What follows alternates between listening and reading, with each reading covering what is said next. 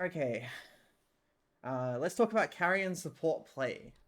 What do you need to know about carry and support play? For one, it requires SPL to click on the right window to load the agenda screen.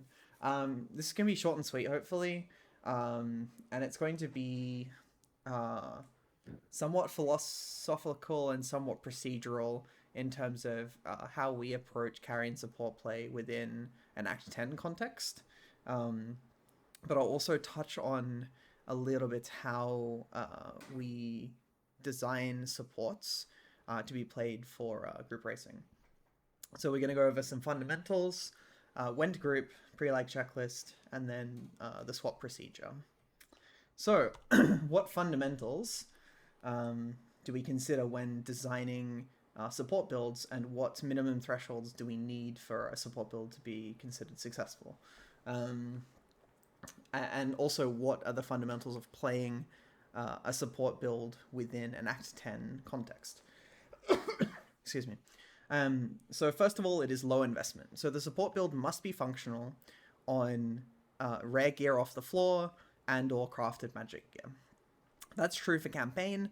It's also true for maps. Most of the support builds that we design for a racing context, especially like the day 1, day 2 racing stuff, it's completely viable on rare gear. We look at working within a reasonable respec budget.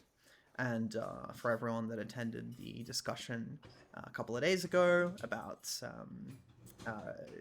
regrets are not free, what we're looking at here is 12 respecs at BA Enter, or 14 if you include Boulderback within this 12. Maximum of 20 is what we aim for all builds within a racing context, but especially within an Act 10 context. For some supports, we do allow ourselves to go over this budget a little bit by the time we get to around level 80 or so, but not by much. It also depends on how much character power we require those support builds to have during the campaign. So what do you want out of a support build? You want high power, but also high mobility. And high mobility is critical for the way that we approach supports, because as many people I'm sure know about me by now, I am a psychopath and like to play Venom Gyre carry, which is, extremely difficult to keep up with if you don't have a high mobility support. To the point of where we were playing some supports with Venom Gyre and had to redesign the way that we approached how much attack speed we gave those builds to be able to keep up. And the same is true nowadays with the amount of speed and mobility that you can get on other carriers, like, specifically other Deadeye builds, like bows. So you need high mobility, especially within the first few days, especially within a racing context. But you also need nice defensive layering. The way that we approach group play is not in this like perfect world, everyone is huddled up together, like slow to medium paced mapping. No, like everyone's blasting. People need to split off independently for looting sometimes. The way that the group moves is a lot more fluid and less structured, and because of that, all builds need to have appropriate defensive layering. That's just to talk a little bit about the fundamentals of how we approach designing support characters for group play in general. Now, you need to think about how this feeds into a campaign perspective. So high power, but also high power within respec budget is really hard to attain. High mobility within respec budget is not too bad, because most characters you want high mobility with regardless, to be able to move around during campaigns. So things like, well, for the most part, is Leap Slam, right? But there are some builds that you may want to be using Whirling Blades instead. And yeah, so that mobility piece is sort of baked into where we want to be from a racing perspective regardless. But yeah, so another thing, and I haven't written this down as a dot point, but it needs to be a larger discussion, is we do not believe whatsoever in the idea of early grouping with a carry and multiple supports, or a carry and any supports. We strongly believe that supports should group up at the earliest at level 51 and a half. So that is after you've completed Act 8. And there's multiple reasons for this. The first is that it allows more independence on the part of the carry. Usually the carry will be playing a stronger build. They will have a lot more damage and speed investment than there's some builds by necessity. And if you limit the carry to playing with supports, it means that either the supports must always be on the same level as the carry for them to be able to progress together, because you want your carry generally to be able to run progression zones, or it requires the carry to just farm, and that's suboptimal as well, right? Or I guess I should give the third option, but this is completely banned, as everyone should know.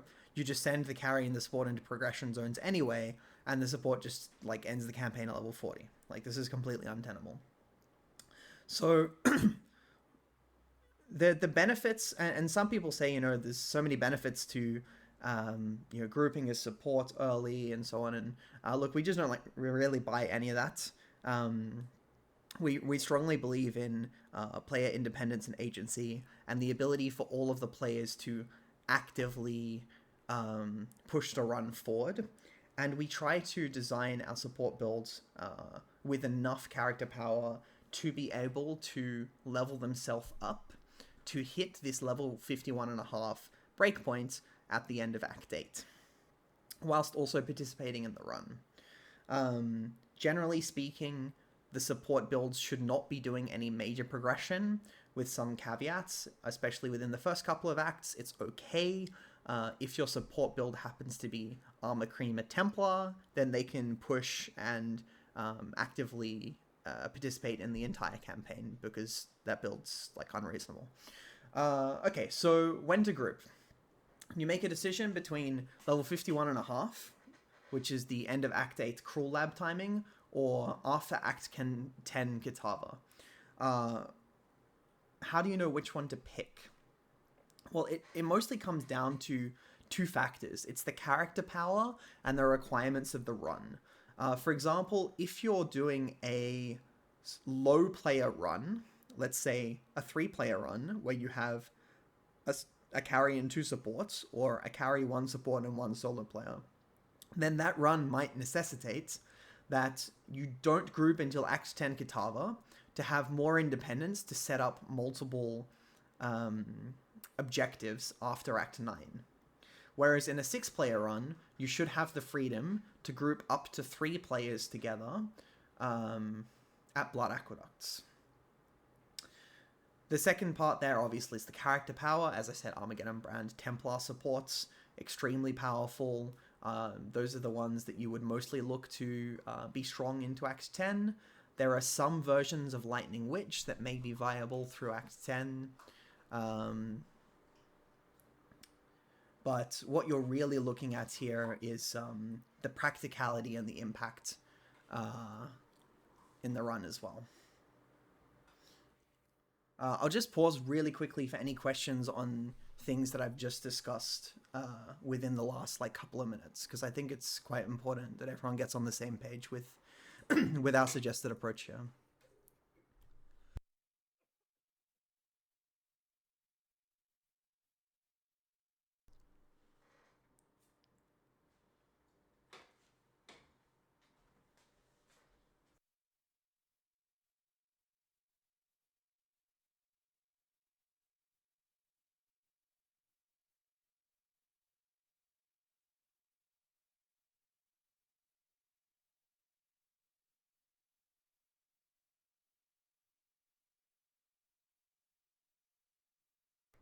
Okay, let's continue. I see some typing. If you ask a question, I'll get back to it.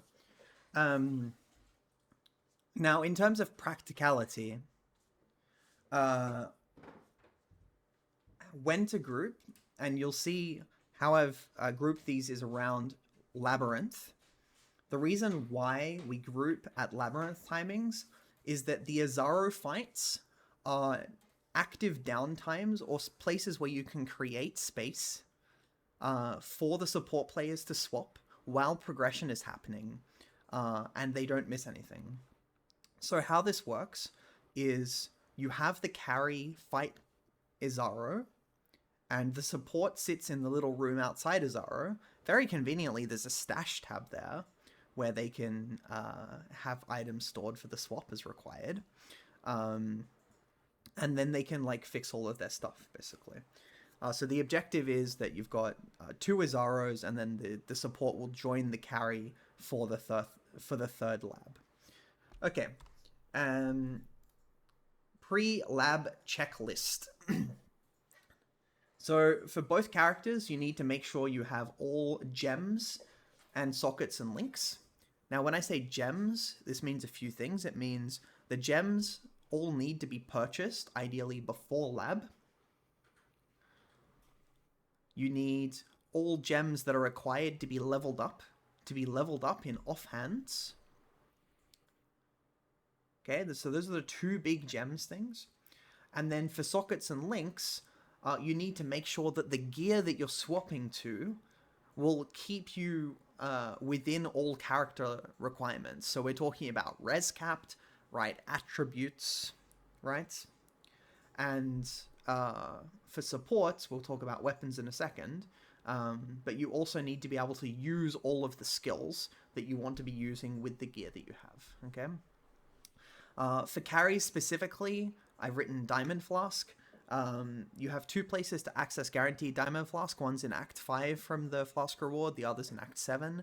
I recommend using the Act 7 Flask reward, as very often you want to pick up a Granite Flask from Act 5, or at least that's what I do on Rangers.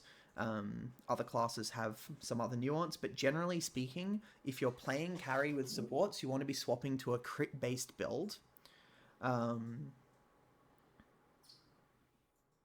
You need a Diamond Flask to be a functional build. Okay. Just to jump back to the gems, I forgot to talk about Lily. Very frequently with support builds, you don't have access to relevant support gems, for example, Generosity, until Lily. So there is an expected downtime during Act 6, where your support build will, or your support player rather, will need to spend time buying gems from Lily. It's also a nice time for them to pick up gems that they need to have leveled up that they otherwise might have access to, or might not have access to because another player would be the character to normally get them. But you can normally get enough XP through buying your gems at Lily and putting them in offhands for the gems that require experience. On this train of thought, I'll continue to talk about character power as it relates to Lily, as it relates to the act split. So you know how I said you can have your supports actively doing stuff in the first few acts? And you know how I also spoke about appropriate character power and this other concept of sticking within respec budget, right? Usually speaking, you want to have around the first 40-ish levels go into character power. So your supports will be okay for the first 4 acts, 5 acts ideally. And then what's going to happen is you'll start seeing a drop-off in power. And so your supports have to spend this time at Lily, spending time there to take the gems. Then they're also going to be power troughing because they have to click all of these highways of in node, dex node, attribute traveling nodes to get to aura effect, reservation efficiency, like relevant nodes for the swap position, okay? So when thinking about supports, you need to make sure that they've got that character power, but also that you don't have higher expectations of them within part 2. Okay, sorry, off that tangent, back onto the pre-lab checklist.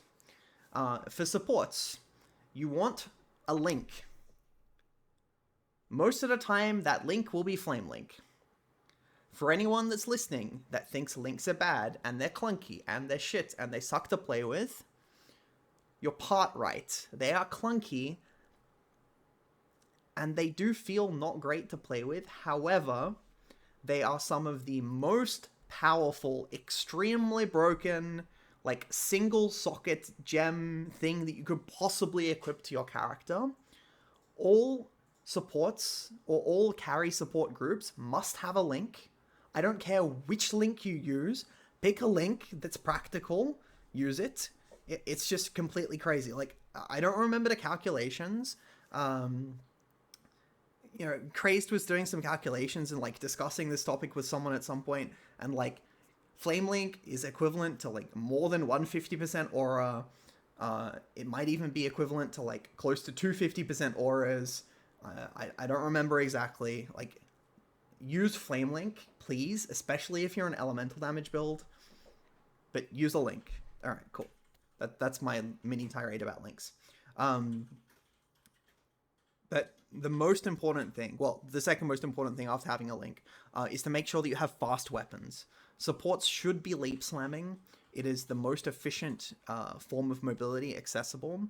Level 1 leap slam with level some faster attacks, obviously. The best and easiest guaranteed weapon that you can have for a support for a BA swap is a 1.6 attack speed base sword. You can pick these up. They're going to be on the carry filter. Yes, Putin makes a decent point. Momentum is viable if you have the right colors, but you don't necessarily. Just make sure you have this 1.6 sword, and then spend 6 alterations to craft attack speed on it. Attack speed craft obviously comes from next to Vol at the start of Act 4, yeah, in Dried Lake. So this is the best weapon, and ideally you should have 2 of these weapons. If not, you want to get as close as possible. You need to be fast and you need to be mobile. Okay, and this is the stuff that you need to prepare before going into lab. Now, what does the swap procedure actually look like? Well, there's 3 Azaro fights. In the first fight,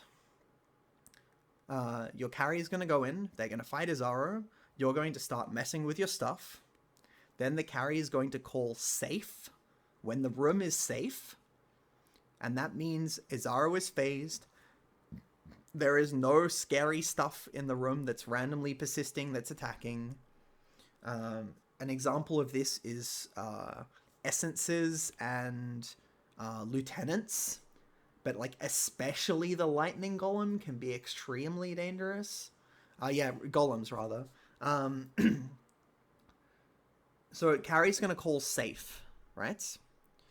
Then you can go in, and what this looks like is you're basically not a character.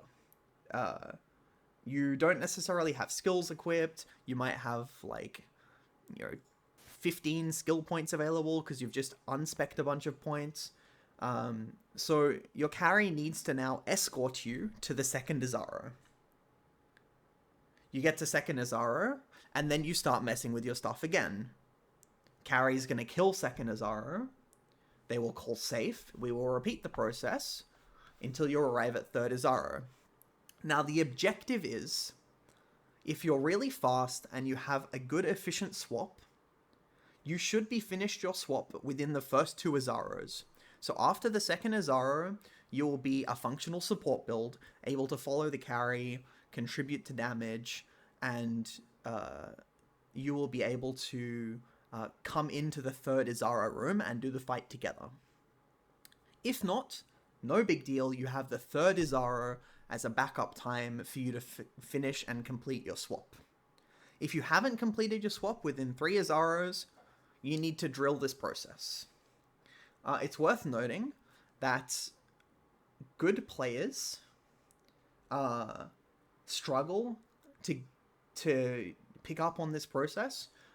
It is absolutely not expected that you complete this successfully within your first 1 or 2 attempts, so it is something that needs to be practiced, just like the other things that we do here. So, what is it that you need to swap? You need to swap gear, gems, tree, and keybinds, so when you have your skills, you can actually use them, yeah? And I suggest swapping them in somewhat this order. It depends. It's a kind of preference thing. It depends on the context of how much stuff you have to swap. But for sure, you want to make sure that your gear is swapped in one go. You don't ever want to be leaving an Izaro where you don't have items equipped because you might not be res capped. You might have to run over lava. You might, walk into bearers and, have 10 lightning res. So, like, make sure that your gear and your minimum requirements for your character, e.g., res cap and attributes, are solved every time you leave Izaro. I put gem second because it's related to gear. And then the tree can be done in multiple phases, so it's taking points out and putting points in. Finally, keybinds is something that you can sort of work as you go, but these are the 4 core things that need to be completed for your swap to be considered successful, okay? Alright, cool. Any questions?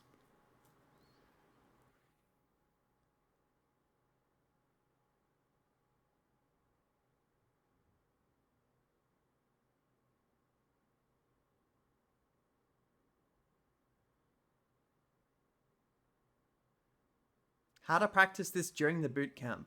Or should you practice this during the boot camp?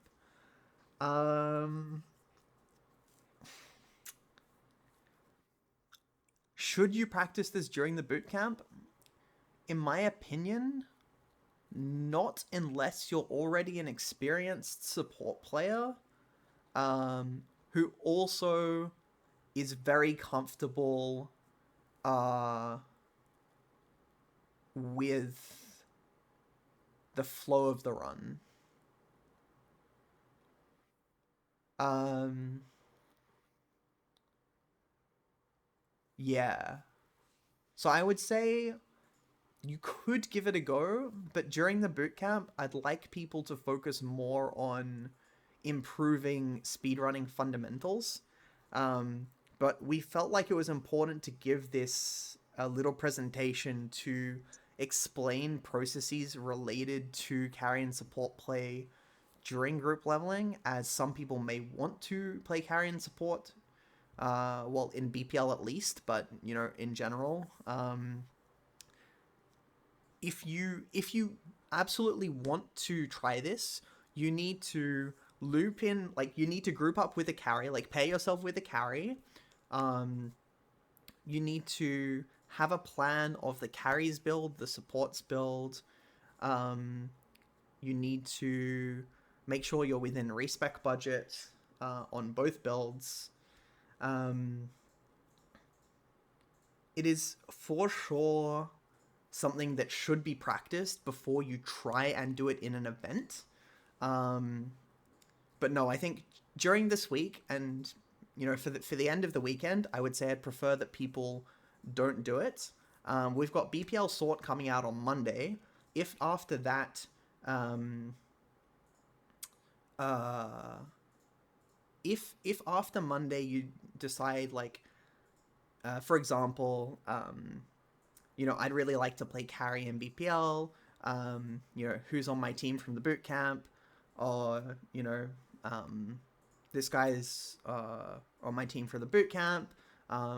Hey, I might approach them about playing carry support together. Then you could start practicing some of these things. But I'd suggest, for the duration of the boot camp, to not practice this. Are you on the level that you could try this? You could try it. I would not expect it to be successful within the first few attempts. Scion was discouraged to practice with. So it does not necessarily need to be a Scion support. In fact, for Venom Jaya trios, we've theory crafted that Guardian plus... Was it Guardian plus Champion is the best trios? So yeah, it doesn't have to be Scion at all. How about Cursebot? Yeah, just talking very briefly about Curse Shockbots, which is what we developed for elementalists. So right now curses are in kind of a weak place. So you really have to pair it with something else. Um, and for like the first 10 to 12 hours of a league, 10 to 12 hours of our league starts, Elementalist is extremely powerful but starts to fall off.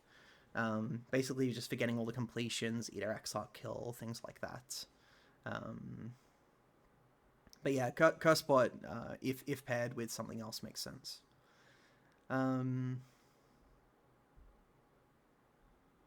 Deca, sorry, I don't understand your question. Can you please clarify?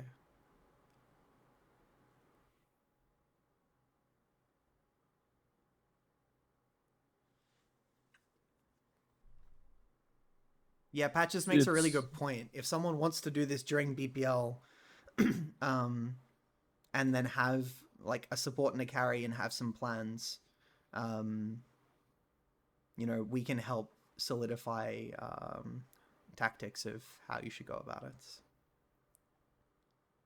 If you don't mind spill, I will just say it. What I meant about my Sure. question is, for example, when we played with Doku, you told me that she's going to replace the portal, and I'm thinking like when you can set up the Arabot guy or girl to do some stuff. For example, Right. when is Okay. the fall off when you are not going to do any specific job with Arabot?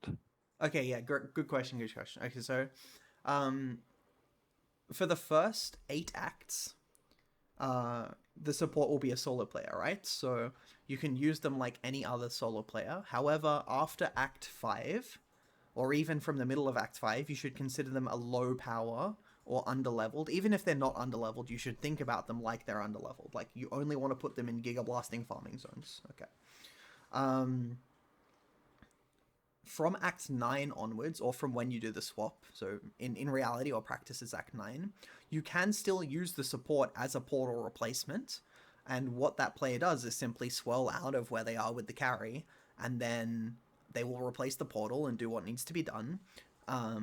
Then the carry will make a new zone, and the support will swirl on the carry's instance. Some other miscellaneous stuff about carry and support play, especially for BA. You want to be obviously resetting on the waypoint and the door. The carry should be the player to reset, and they call up when the zone is reset. You should only sell inventories of items on the waypoint.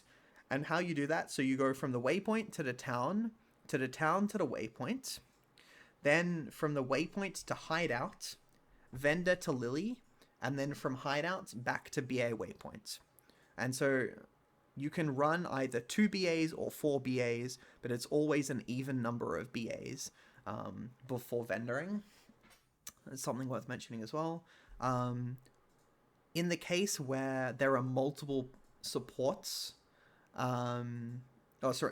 multiple supports, yeah, so you just treat them as multiple portal replacers.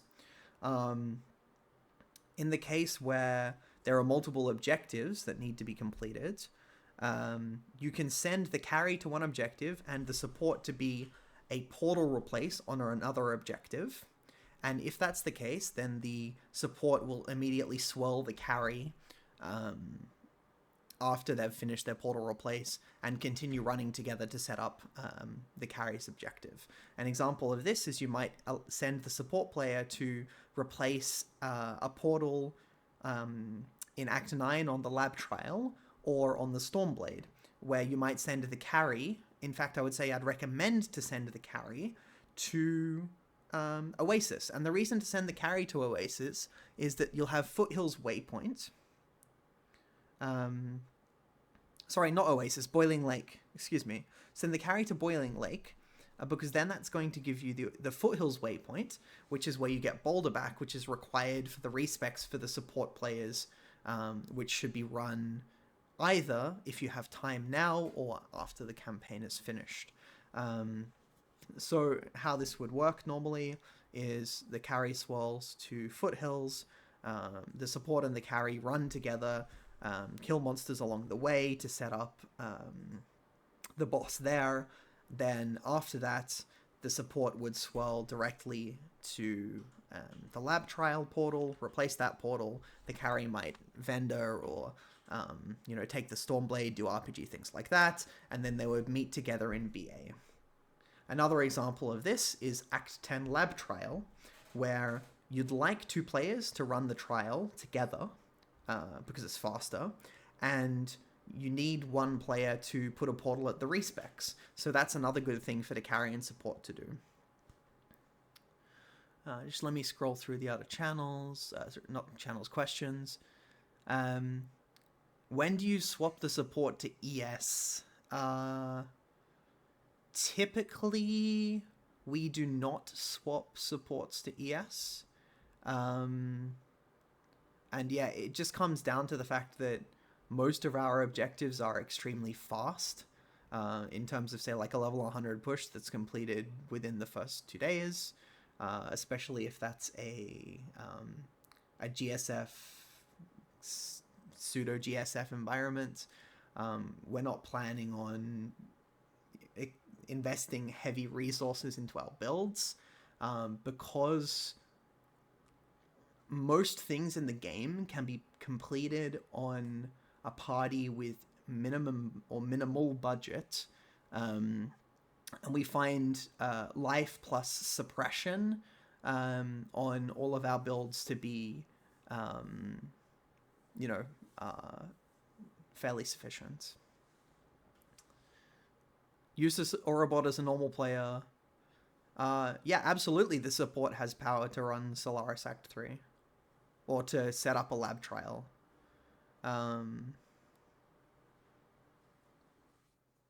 Or run, I mean, let's say you have an Armor Brand Templar who's playing a Guardian Link bot later on.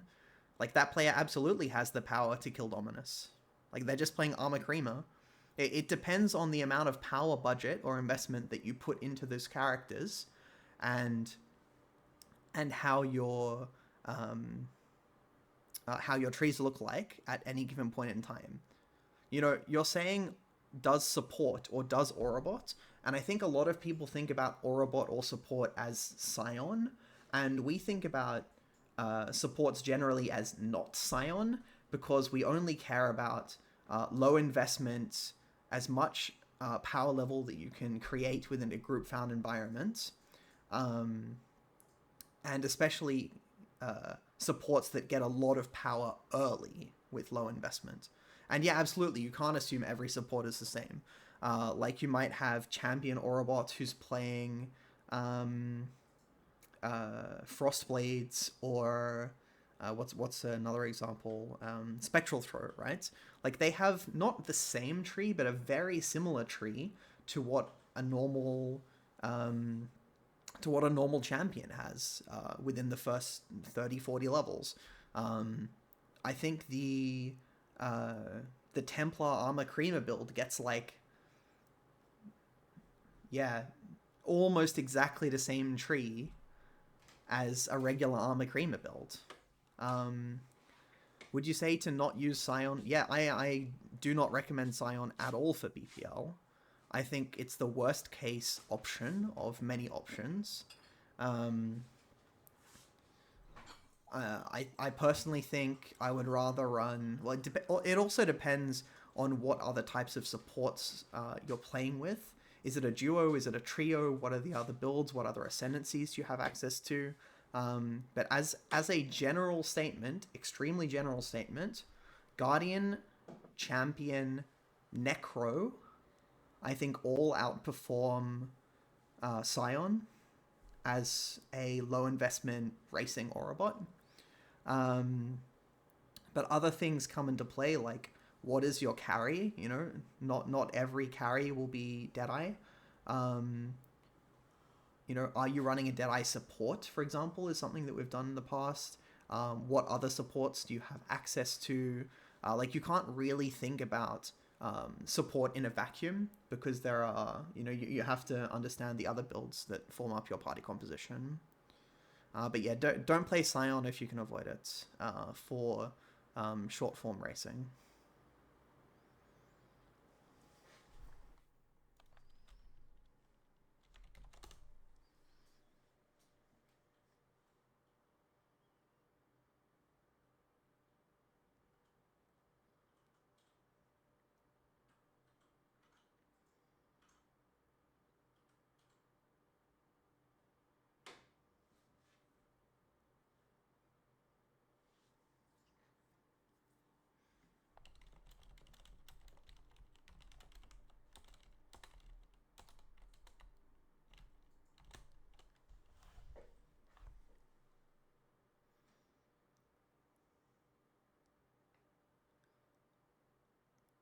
All right. Seems like we have no more related questions.